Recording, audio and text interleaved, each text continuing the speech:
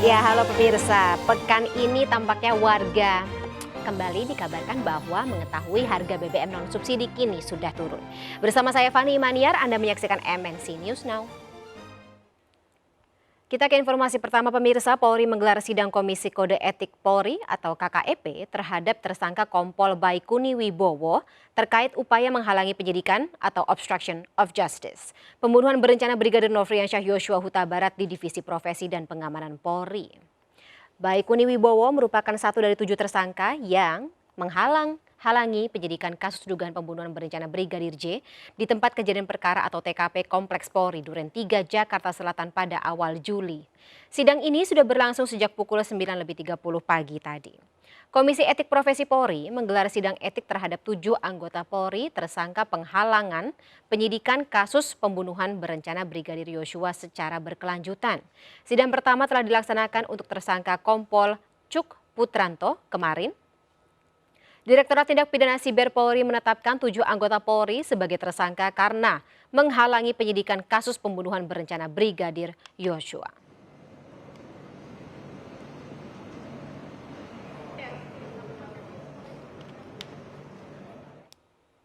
Ya, tim Sus Polri menetapkan 6 orang anggotanya sebagai tersangka menghalangi proses hukum dalam kasus pembunuhan Brigadir Yosua. Salah satunya adalah peraih polisi terbaik atau Adi Makayasa 2010, AKP Irfan Widianto.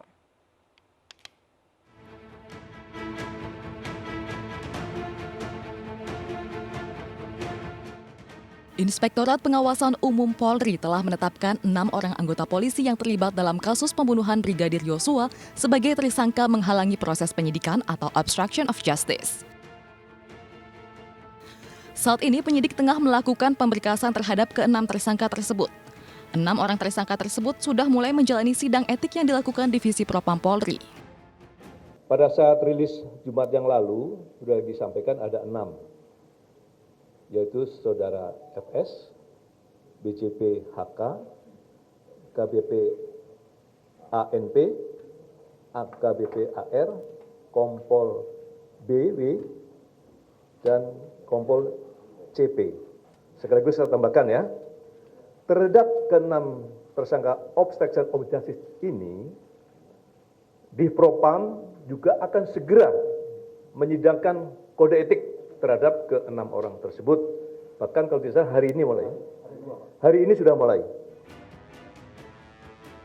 6 orang anggota polisi yang menjadi tersangka obstruction of justice adalah mantan Karopaminal Div Propam Polri Brigjen Hendra Kurniawan, mantan Kaden A Biro Paminal Div Propam Polri Kombes Agus Nurpatria, mantan Wakaden B Biro Paminal Div Propam Polri AKBP Arif Rahman Arifin, mantan Kasubag Etika Div Propam Polri Kompol Baikuni Wibowo, dan mantan Kasubag Audit Div Propam Polri Kompol Cuk Putranto, dan mantan Kasubnit 1 Subdit 3 di Tipidum Bareskrim Polri AKP Irfan Widianto. Mereka terlibat dalam proses menghalangi penyidikan termasuk menghilangkan barang bukti dan membantu skenario Verdi Sambo dalam kasus pembunuhan Brigadir Yosua.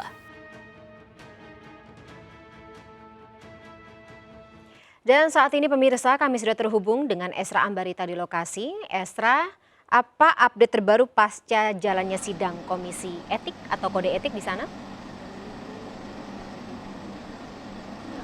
Ya, selamat sore Fani dan juga pemirsa. Pasca dilakukannya rapat ataupun sidang kode etik dari kepolisian ini, maksud kami di mana masih menunggu terkait dari pemeriksaan dari Kompol BW, karena saat ini kami masih menunggu hasil putusannya, karena selain hasil putusan yang disampaikan hari ini ada juga agenda yakni tadi dari doorstop awak media bahwa Irjen Deddy Prasetyo mengumumkan untuk hari ini bahwa dari Kompol yakni Putranto hasilnya sudah keluar terkait sidang kode etik yang dilakukan pada 1 September 2022 lalu terkait dari adanya obstruction of justice atau penghilangan barang bukti, di mana ada 3 sanksi yang diberikan dari pihak polisi, yakni sanksi administratif, kemudian sanksi etika, dan juga sanksi pemberhentian secara tidak terhormat. Dan sebelumnya kita ketahui bahwa ini pemeriksaannya berlangsung selama 15 jam, kemudian melibatkan 9 saksi. Ini tadi yang disampaikan oleh Irjen Deddy Prasetyo. Kemudian terkait hari ini kami masih menunggu informasi terbaru terbaru maupun hasil nanti sidang kode etik yang disampaikan dari pihak kepolisian terkait pemeriksaan dari Kompol Baikuni Wibowo yakni selaku mantan Kasubariksa Bagetika Roprop Divisi Propam Polri. Dan saat ini belum ada informasi terbaru yang bisa kami peroleh karena jika berkaca kepada minggu lalu terkait pemeriksaannya ini bisa lebih dari 5 jam. Selain kedua tersangka ini yang ditetapkan, 5 tersangka juga dari polisi ditetapkan, salah satunya juga yakni aktor intelektual dalam pembunuhan Brigadir Nofriansyah Huta Barat, yakni Dirubah Didas Batar Kadif Propam Ferdi Sambo, sudah menjalani juga sidang kode etik dan mengajukan banding. Terkait hal ini juga bukan hanya Ferdi Sambo saja yang mengajukan banding, namun juga dari anggota polisi yakni Putranto juga mengajukan banding, dan tadi kami sempat menanyakan bagaimana nanti pengajuan banding ini masih diterima karena ini merupakan hak dari anggota kepolisian dan akan juga disiapkan. Kemudian terkait untuk 4 orang lainnya, ini juga nanti akan dijadwalkan untuk sidang kode etiknya lagi. Fani. Baik. Ada beberapa orang yang memang ditetapkan atau sudah ditetapkan sebagai tersangka ya, Esra. Salah satunya adalah Kompol BW karena dianggap menghalangi jalannya penyidikan. Tapi mungkin bisa dielaborasi lebih lanjut apa saja tindakan yang dianggap melanggar kode etik dari kepolisian itu? Baik, Fani, secara garis besarnya memang pelanggaran kode etik ini yakni terkait penghilangan barang bukti yang memang ini menghalang-halangi penyidik dalam mengumpulkan informasi atau merampungkan kasus dari Brigadir Nofriansyah Huta Barat atau Brigadir J, di mana CCTV yang ada di Duren 3 atau di Jakarta Selatan ini dihancurkan sehingga memang menyulitkan para penyidik untuk membuktikan apa sebenarnya yang menjadi kronologi terjadinya pembunuhan ini. Dan dari hal tersebut, dari polisi pun menilai bahwa perbuatan tersebut merupakan perbuatan tercela apalagi di mata publik, kemudian juga tidak hanya perbuatan tercela namun melakukan atau telah melanggar sanksi administratif sehingga memang telah ditempatkan secara khusus selama 24 hari. Ini berdasarkan kebijakan yang langsung diinisiasi oleh Kapolri, dan hal ini juga dianggap perbuatan tercela tadi dan harus dihentikan secara tidak terhormat. Fani. Baik, terima kasih rekan Esra Ambarita yang melaporkan langsung dari gedung TNCC Jakarta. Selamat kembali bertugas.